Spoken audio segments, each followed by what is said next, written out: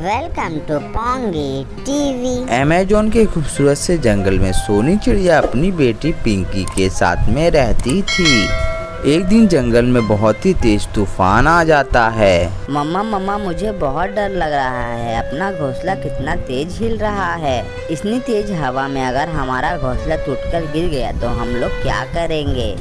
बेटा ऐसे डरा नहीं करते, आओ मेरे पास। तुम मेरे पास आओगी तो तुम्हें डर नहीं लगेगा।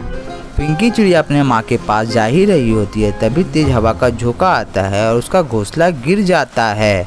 मम्मा जिसका डर था वही हुआ। इन तेज हवाओं ने हमारा घोंसला तोड़ दिया। अब हम लोग कहाँ जाएंगे और कहाँ रहेंगे।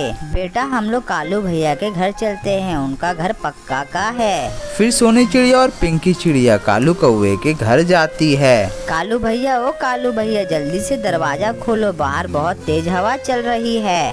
अंदर से कालू कौवा की वाइफ कहती है, अरे आ रहे हैं, चिल्ला क्यों रही हो, कितने आराम से हम लोग सो रहे थे। फिर कालू कौवा की वाइफ वहाँ पर आती है और सोनी चिड़िया से कहती है, बोलो क्या काम है, क्यों इतना चिल्ला रही थी। अरे सुंदरी भाभी, आप देख रही हो अभी कितना हवा तेज चल रहा है। इन हवाओं ने हमारा घर तोड़ दिया है, इसीलिए मैं पिंकी को लेकर आपके घर आई हूँ। सुंदरी भाभी, मैं बहुत जल्द अपना घर बना लूंगी। घर बनने तक आप अपनी घर में थोड़ी सी मुझे जगह दे दो। जगह तो मैं दे दूंगी, लेकिन बदले में तुम लोगों को हमारे लिए भी भोजन लाना पड़ेगा।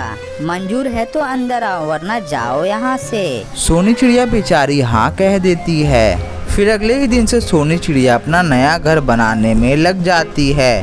चलो पिंकी बेटा, हम लोग जंगल चलते हैं। तुम बड़े बड़े नारियल इकट्ठा करना और मैं भोजन इकट्ठा करूंगी।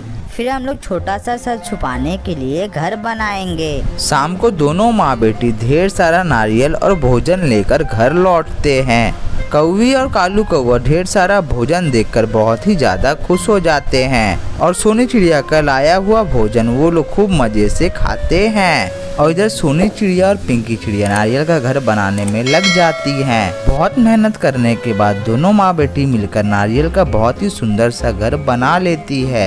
माँ ये देखो, हमारा कितना सुंदर सा घर बन चुका है। इतना सुंदर घर देखकर कालू कौवा और उसकी पत्नी को बहुत ही ज्यादा जलन होने लगती है। कालू जी, ये चिड़िया तो बहुत ही तेज निकली, कितना जल्दी अपना घर बना लिया। जल्दी से कुछ करो कालू जी, ये चिड़िया हमारे घर में रहे और हमारे लिए भोजन लाती रहे।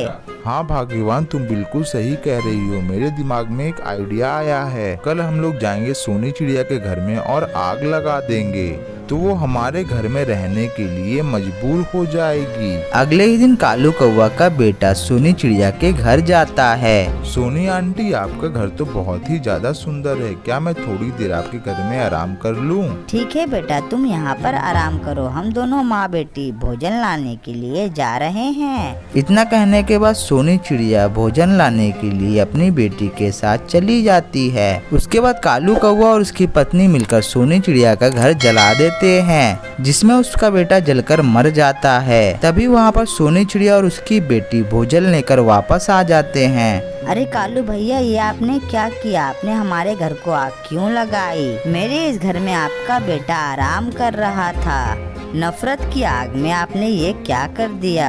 ये तुम क्या कह रही हो सोनी, हमारा बेटा इसमें कैसे आ गया। मेरे बेटे, ये मैंने क्या कर दिया। मेरे बेटे, मुझे माफ कर दे। मुझे बिल्कुल भी अंदाजा नहीं था, मैं बदले की आग में मैंने अपने बेटे को ही जला दिया। बेटे के मरने के गम में दोनों पति पत्नी पागल हो जाते हैं और वहाँ से भाग जाते हैं। सोनी चिड़िया और पिंकी चिड़िया मिलकर फिर से अपना नारियल का घर अच्छे से बना लेती है और दोनों माँ बेटी खुशी खुशी उस घर में अपना जीवन जीने लगती है। और ये सुंदर सी कहानी यहीं पर समाप्त हो जाती है। ये कहानी से हमें ये सीख मिलती है कि हमें दूसरों को देखकर नहीं जलना चाहिए।